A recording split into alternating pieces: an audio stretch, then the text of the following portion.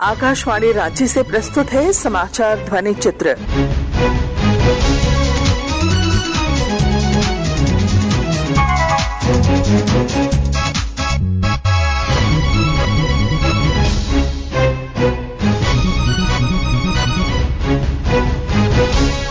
इस अंक में कोविड सुरक्षा, विधानसभा के बजट सत्र का समापन और आजादी का अमृत महोत्सव। कोविड से सुरक्षित रहने के लिए श्रोताओं से अपील है कि वे सतर्क रहें और पूर्ण टीकाकरण कराएं। साथ ही 12 से 14 वर्ष के बच्चों और अन्य लोगों के टीकाकरण में भी मदद करें। सुरक्षित रहने के लिए कृपया 3 सरल उपायों का पालन अवश्य करें। कोविड-19 से बचाव और सुरक्षित रहने के 3 उपाय। मास्क लगाएं, 2 गज दूरी है जरूरी, सुरक्षित दूरी रखें, हाथ और मुंह साफ रखें।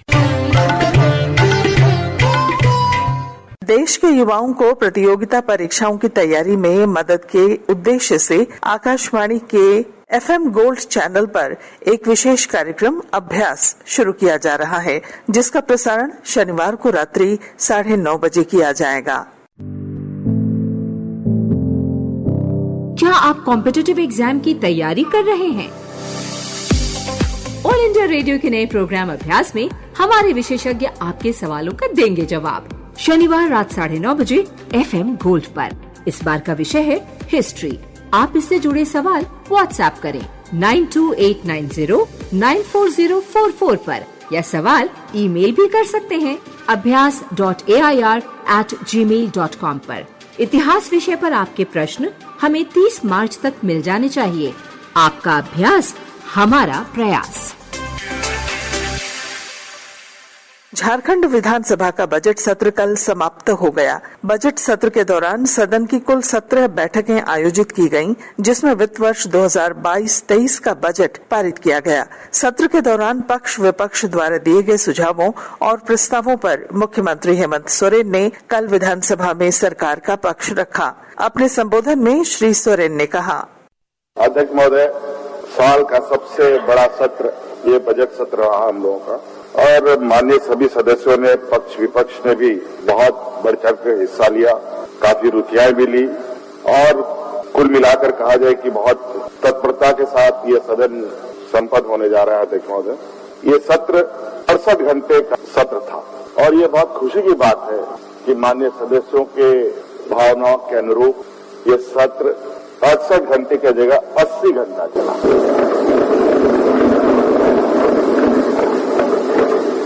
और ये सभी लोगों के प्रयास से हुआ, और हम चाहते हैं कि ये परंपरा, ये परिपाटी और आगे बढ़े, ताकि राज्य के जनहित की समस्याओं को सदन में रखा जा सके, उनके समस्याओं का समाधान निकाला जा सके। इस तरीके से माननीय सदस्यों ने पूरे राज्य के ज्वलंत विषयों को रखा। सरकार ने भी जवाब दिया। कई विभाग की तरफ से और कई माननीय विधायकों की तरफ से राज्य को एक बेहतर दिशा देने पर भी अपनी बातों को रखा, जनहित की योजनाओं को सदन के समक्ष रखा, और मैं उम्मीद करता हूं उससे राज्य को एक बेहतर दिशा मिलेगा, और इस राज्य की बहुसंख्यक जो यहाँ के मूलवासी, आदिवासी, दलित, पिछड़े लोग हैं, किसान हैं, मजदूर हैं, उनका भला होगा। अध्यक्ष महोदय, राज्य सरकार को बने हुए 21 साल हो गए, लेकिन अभी हमें और लंबी दूरी तय करनी है, और अपने लक्ष्यों को प्राप्त करने के लिए सही रास्तों का भी चुनाव करना है, जिसमें अध्यक्ष महोदय जो आज के दिन में आप देख रहे हैं कि जीवन स्तर के बीच में अंतरे हैं, उसको भी पाटने का काम करना है। राज्य को चलाने के लिए धन संग्रह करने की भी आवश्यकता है, योजना की जरूरत है, ताकि प्रभावी परिणाम हो सके। अध्यक्ष महोदय, इसी बीच अध्यक्ष महोदय, मैं अपनी बातों को प्रारंभ करने से पहले एक मुखर आदिवासी आवाज जमसीता केरकेटा जी की बात को सदन के समक्ष रखना चाहता हूं, जिन्होंने कहा था, किसी युद्ध में बम फटने से यह शहर धुआं धुआं नहीं है, यह तो विकास करते हुए मंगल ग्रह जाने की और की कहानी है। इस विकास में ना बच रहे जंगल पहाड़, ना मिल रही सांस लेने को साफ हवा, और ढूंढ रहे हैं साफ पानी कहाँ है। इसका मतलब अध्यक्ष महोदय, हम विकास के पैमाने किस तरीके से खींच रहे हैं, राज्य को, देश को किस दिशा में ले जा रहे हैं, आज आप देख रहे होंगे अध्यक्ष महोदय, देश दुनिया में युद्ध भी हो रहा है, पर्यावरण को भारी नुकसान भी झेलना पड़ रहा है। आज जिस तरीके से समाज के बीच में कई विषमताएं देखने को मिल रहा है, लगभग आज चारों तरफ लोग परेशान हैं और इस बीच सरकार के ऊपर एक बड़ी जिम्मेवारी भी होती है जो इन सब चीजों को बैलेंस करके विकास के पैमाने का लकीर खींचे।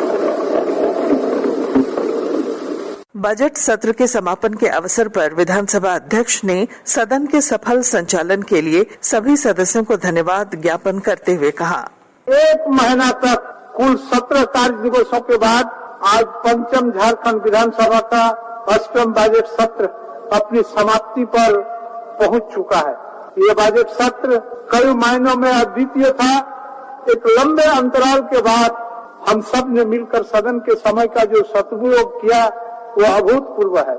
इस सत्र में माननीय राज्यपाल महोदय द्वारा जो औपबंधिक कार्यक्रम भेजा गया था उसमें कुल 17 कार्य दिवस में मात्र 68 घंटे की कार्यवाही निर्धारित थी, परंतु आप सबके सहयोग और जन आकांक्षाओं के प्रति आपके समर्पण के कारण हमने इस पूरे सत्र के दौरान लगभग 80 घंटे का उपयोग किया, जो कि निर्धारित अवधि का लगभग 120% है।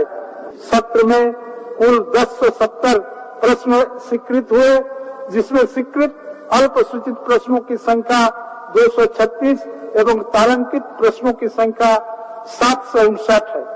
इसमें से 52 अल्पसूचित प्रश्न एवं 50 तारांकित प्रश्न सदन में उत्तरित हुए। विभागों से 973 प्रश्नों के उत्तर प्राप्त हुए तथा शेष 97 प्रश्नों का उत्तर विभाग के पास लंबित है। ऑनलाइन प्रश्नोत्तर सूचना प्रणाली के माध्यम से कुल 86.44% उत्तर प्राप्त हुए हैं। 373 शून्यकाल स्वीकृत हुए। 80 ध्यानाकर्षण सूचनाओं में 46 ध्यानाकर्षण सूचनाएं उत्तरित हुए तथा 34 लंबित ध्यानाकर्षण सूचनाओं को प्रश्न एवं ध्यानाकर्षण समिति को सुपुर्द किया जाता है।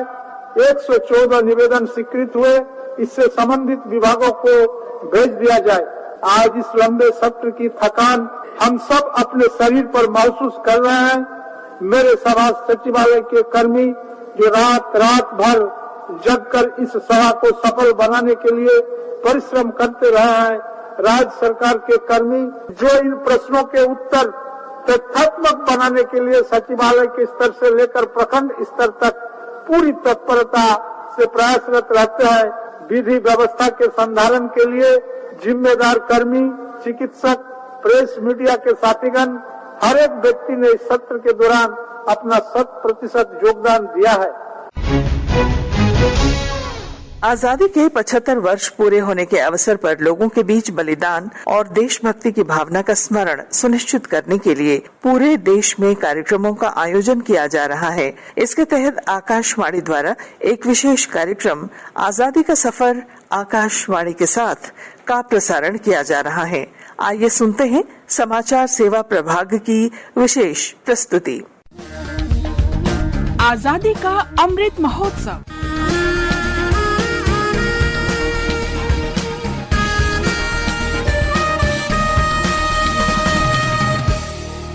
आजादी का सफर आकाशवाणी समाचार के संग।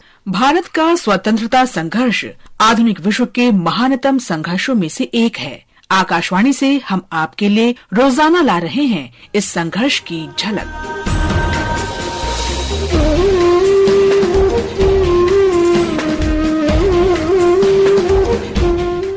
आज हम श्रीलंका के जाने माने नेता फिलिप गुणावर्दना का स्मरण कर रहे हैं, जिन्होंने भारत के स्वाधीनता संघर्ष में महत्वपूर्ण भूमिका निभाई थी।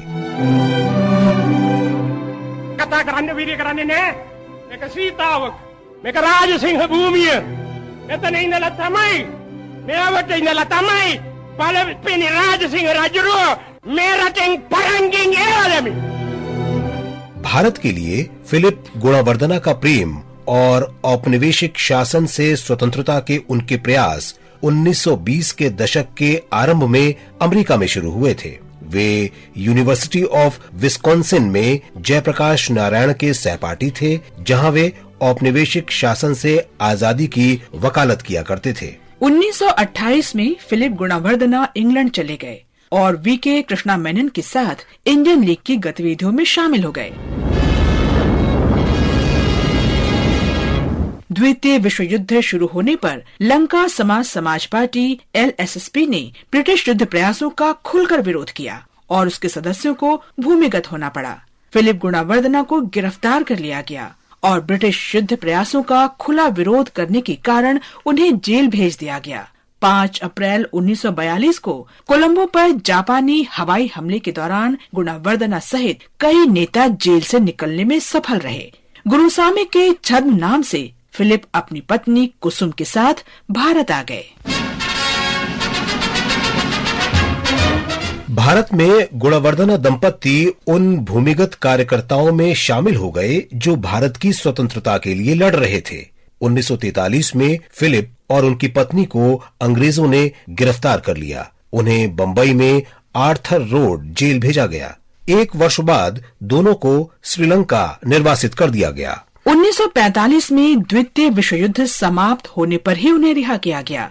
स्वतंत्रता के बाद भारत के प्रथम प्रधानमंत्री जवाहरलाल नेहरू श्रीलंका में उनके घर गए और भारत के स्वाधीनता आंदोलन में समर्थन और उनके व्यक्तिगत बलिदान के लिए दोनों का धन्यवाद किया। 1948 में श्रीलंका के ब्रिटेन से स्वतंत्र होने के बाद फिलिप और कुसुम श्रीलंकाई संसद के लिए निर्वाचित हुए। फिलिप 1956 में पीपल्स रिवॉल्यूशन सरकार के संस्थापक नेता और कैबिनेट मंत्री थे। उन्हें श्रीलंका में समाजवाद का जनक भी कहा जाता है।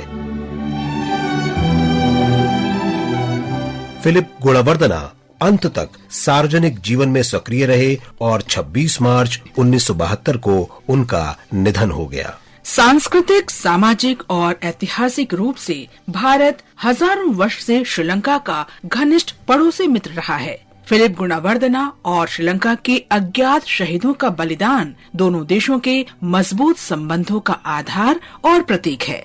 आकाशवाणी की ओर से महान नेता को श्रद्धांजलि। आज हम स्वतंत्रता सेनानी भीकाजीराव जीजाबा खताल पाटिल को भी याद कर रहे हैं। वे दादा या खताल साहिब के नाम से लोकप्रिय थे। उनका जन्म 26 मार्च 1919 को महाराष्ट्र के अहमदनगर में हुआ था। राष्ट्र देवतांचे, राष्ट्र प्रेषितांचे, आ चंद्र सूर्य नांदो स्वातंत्र्य भारताचे। उन्होंने भारत के स्वाधीनता संघर्ष में सक्रिय भागीदारी की। 1930 के दशक में युवावस्था में ही वे सविनय अवज्ञा आंदोलन में शामिल हो गए। बाद में वे वकालत करने लगे। वे महाराष्ट्र के प्रसिद्ध वकील थे। भारत छोड़ो आंदोलन के दौरान दादा अहमदनगर में सक्रिय रहे। दादा 1962 से 1985 तक महाराष्ट्र विधानसभा के सदस्य रहे। वे 16 वर्ष से अधिक समय तक महाराष्ट्र कैबिनेट में मंत्री रहे और विभिन्न मंत्रालयों की जिम्मेदारी संभाली। पाटिल साहिब ने 1985 में सक्रिय राजनीति से संन्यास ले लिया। 16 सितंबर 2019 को उनका निधन हो गया। महान राष्ट्रवादी को हमारा नमन।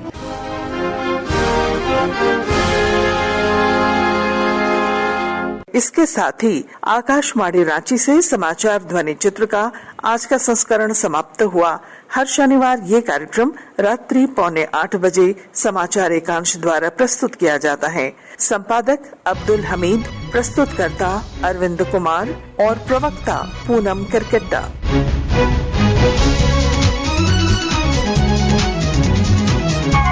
Thank you.